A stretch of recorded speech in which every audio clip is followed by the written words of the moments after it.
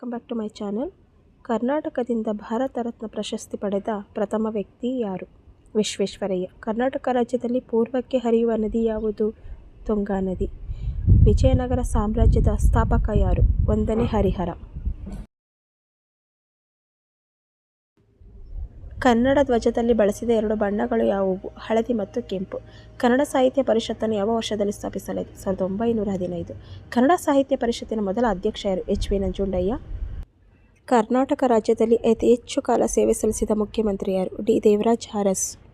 ಮೊದಲ ಆಂಗ್ಲ-ಮೈಸೂರು ಯುದ್ಧ ಯಾವಾಗ ನಡೆಯಿತು? 1767.